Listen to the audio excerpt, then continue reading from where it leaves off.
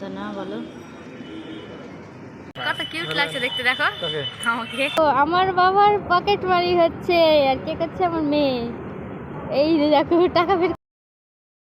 পিঙ্গিয়ান পাখির নতুন একটি ব্লগে তোমাদেরকে অনেক ওয়েলকাম এবং অনেক স্বাগত। তোমরা সবাই কেমন আছো? আশা করছি ভালোই আছো, আমরাও খুব ভালো আছি। তো আজকে চলে এসেছি আর একটি নতুন ব্লগ নিয়ে। তো আজকে আমি, আমার বাবা আর আমার মেয়ে সবাই মিলে যাব হচ্ছে হরিশ্চন্দ্রপুর। তো আগামীকাল ভোট আছে, আজকে হচ্ছে তার আগের দিন। আমার অনেক কাজ আছে ব্যাংকে, তো সেই জন্য একটু যাচ্ছি। তো আর সবাইকে রাধে রাধে। এটা হচ্ছে একবারে সকালবেলা যখন আমি বাড়িতে এসেছিলাম, আর এই যে দেখো ট্রেন কিন্তু ক্যান্সেল ছিল কোটশি থেকে, তখন আমরা চলে গেলাম মালদা টাউন। তো আমার পরে গেছিল আমাদেরকে রাখতে। কত কিউট লাগছে দেখতে, দেখো আমাকে। তো এইখানে আমরা বরকে বাই বাই করে চলে গেলাম। বাবা কিন্তু প্রথমে চলে এলো পাখিকে নিয়ে টিকিট কাটতে। তো এই যে দেখো ওই সাইড দিয়ে কিন্তু আসা যায়, কিন্তু আমরা এই সাইড দিয়ে এসেছিলাম। আর ওই সাইড দিয়ে না নিয়ে গিয়ে বাবা আমাকে এই শর্টকাট মানে এই সাইডের সিটে দিয়ে গেল। তো সিঁড়ি তো না, রাস্তার মতো সিঁড়ির মতো উঠতে হবে না, কিন্তু এটাতে উঠতে উঠতে মানে আমার পা ব্যথাই হয়ে গেছিলো। পাশে সিঁড়ি থাকতে কিন্তু সিঁড়ি দিয়ে আর আমাকে নিয়ে গেল না। ওই যে দেখো ওই পাশের সিঁড়িটা, যেদিকে কিন্তু আমরা বাবা, মেয়ে আর আমার মেয়ে তিনজন মিলে হাঁটতে হাঁটতে চলে গেলাম। আর জানো এই স্টেশনে আমি প্রায় অনেক বছর পর আসছি, আজ থেকে প্রায় 4-5 বছর হয়ে গেল আমি স্টেশন দিয়ে যাওয়া আসা করিই না। যদিও যাওয়া আসা হয় তো কোর্ট স্টেশন দিয়ে হয়। যেহেতু ওখানকার ট্রেনটা আজকে ক্যান্সেল ছিল, কিন্তু টাইম পার হওয়ার পর কিন্তু ট্রেনটা আর ক্যান্সেল দেখাচ্ছিল না। তো আমরা তাড়াহুড়া করে চলে আসলাম এদিকে, কারণ এই ট্রেনটা মিস করতে চাই না। আর এখানে ট্রেন ছিল 7টা 20-তে, এই 7টা 20 থেকে 25 মিনিটের মধ্যে ট্রেনটা ছিল। ও আর এই যে দেখো এদিকে হচ্ছে চলন্ত সিঁড়ি। এটা কিন্তু আমি যখন লাস্ট এদিক দিয়ে যাওয়া আসা করেছিলাম তখন এটা তৈরি হতে দেখেছিলাম, কিন্তু এটা চলছে এখন। কিন্তু এটা নাম উঠার ছিল, আর আমরা যেহেতু নামবো তো নামার জন্য সিঁড়ি ছিল, তো এই দেখো আমরা সিঁড়ি দিয়ে নেমে গেছি। কোলে নাও কোলে। আর এইদিকে দেখো আমার বাবার পকেট মারি হচ্ছে, আর কে করছে? আমার মেয়ে। এই যে দেখো টাকা বের করে নিয়েছে, কত খুশি টাকা পেয়ে। আর এই যে দেখো এই ট্রেনটা কিন্তু এখান থেকে এখন বাই বাই, আর এই ট্রেনটা যাওয়ার পরে কিন্তু আমাদের ট্রেনটা আসবে। আর এই ট্রেনটা বালুরঘাট যাচ্ছিল। এদিকে আমার মেয়ে কিন্তু খাবে চিপস, ঘুম থেকে উঠে আমাদের কিচ্ছু খাওয়া হয়নি। আর কী বা খাবে, তো চিপস খাবে বললো, তো বাবাকে চিপস নিয়ে দিল। আর চিপস খেয়ে কিন্তু প্রচুর খুশি। দেখো হাত দিয়ে দেখাচ্ছে ভালো খেতে, কিন্তু মুখটা অন্যদিকে ঘুরিয়ে।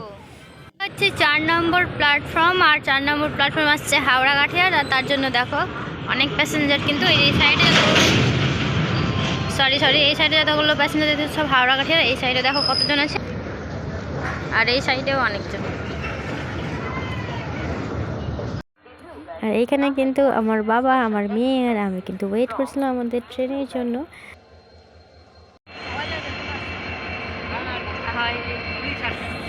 আমাদের কিন্তু অনেকক্ষণ বলতে প্রায় 40 থেকে 45 মিনিট দাঁড়ানোর পর কিন্তু ফাইনালি আমাদের ট্রেন এসে পৌঁছে গেছে।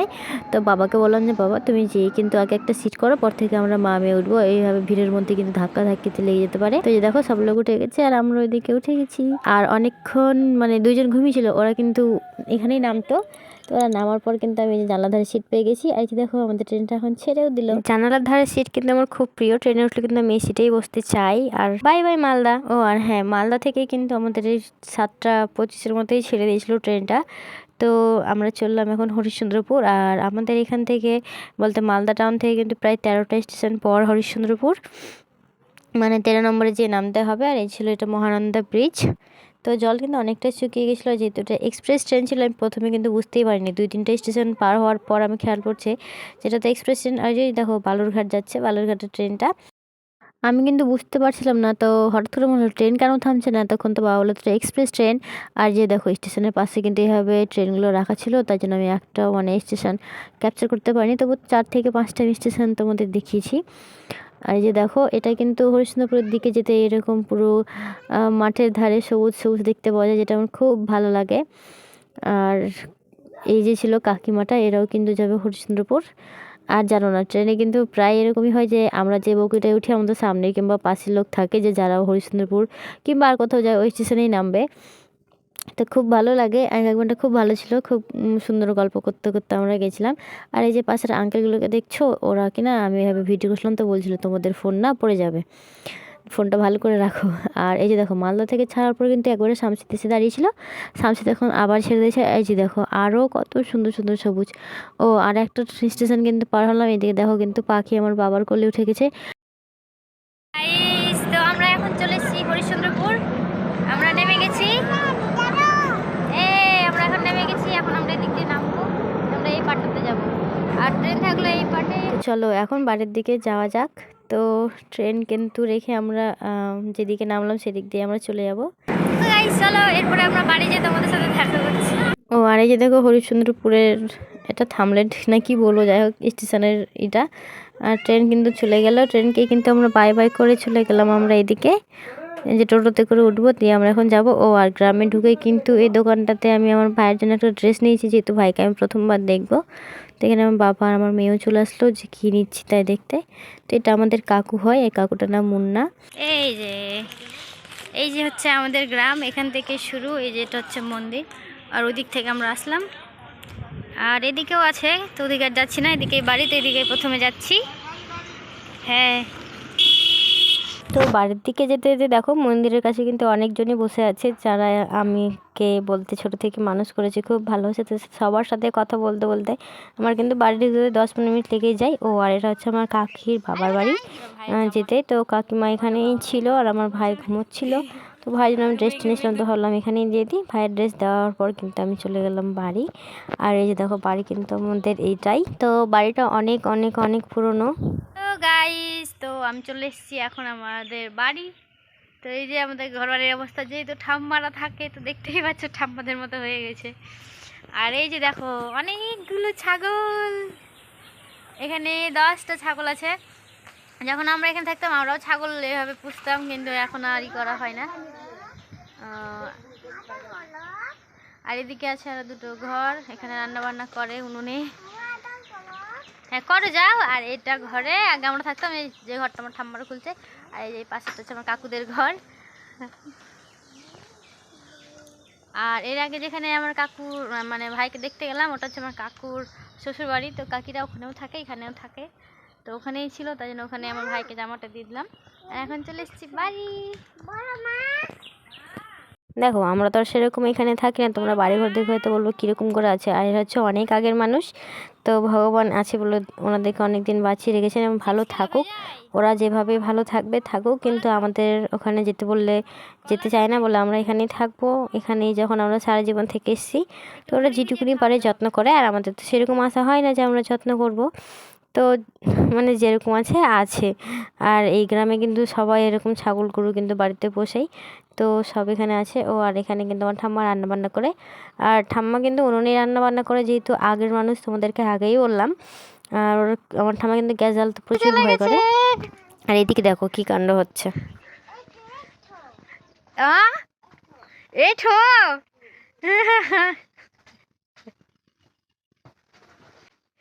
এই দি খাবি না, তোকে খাওয়ালে খাওয়া হয় না। ভাই পালা, ভাগাও ভাগাও।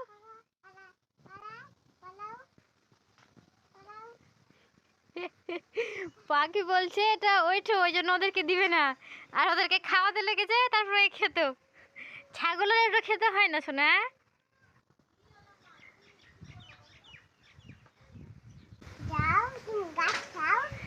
যাও তুমি ঘাস খাও ছাগল, ও ছাগল তুমি ঘাস খাও।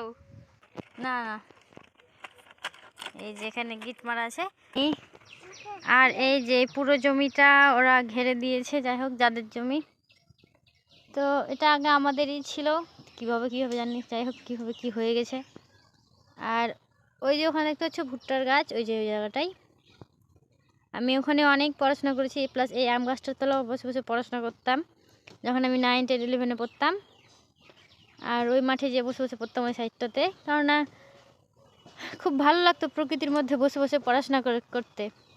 এখন আর সেই সময় নেই, বিয়ে হয়ে গেছে, বাচ্চা হয়ে গেছে, পড়াশোনাও শেষ হয়ে গেছে, তো খুব মিস করি এই জায়গাগুলোকে, আর সারা জীবন মিস করব। আর এখানে এসে ভিডিও করার কারণ হচ্ছে এটাই, যখন আরও দিন যাবে আরও পরিবর্তন হবে, এরকম আর সেরকম কিছুই থাকবে না, তাই জন্যই তোমাদের সাথে শেয়ার করলাম। আর কিন্তু এই প্রকৃতির মধ্যে পড়তে খুবই ভালো লাগতো।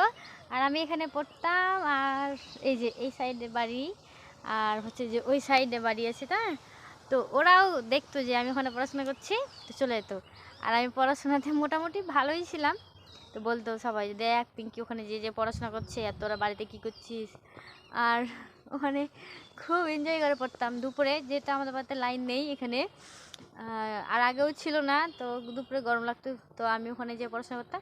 রাতে খুব একটা আমি পড়তাম না, কিন্তু পড়তাম, রাতে যে পড়তাম না সেটা না, কিন্তু এই দুপুরবেলায় অনেকটাই পড়ায় গিয়ে রাখতাম, হাওয়ার মধ্যে, প্রকৃতির মধ্যে। আর সব থেকে বড় হচ্ছে সেটা হচ্ছে দিনের আলো, তো সেই জন্যই রাতেও পড়তাম, রাতে কিন্তু মা ছাড়তো না, পড়তেই হবে, তো ওখানে পড়াশোনা করতাম। আর আমার এত ভালো লাগতো, আমি এত মিস করি এখন, তোমাদেরকে কি বলবো, প্রচুর মিস করি, কিন্তু আর সেই সময়টা নাই।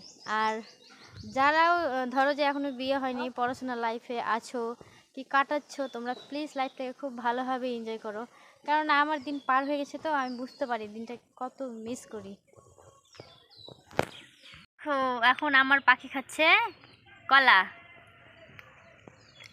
আর তুমি ছাগলকে কি বলছিলা যে কলা এঠো এঠো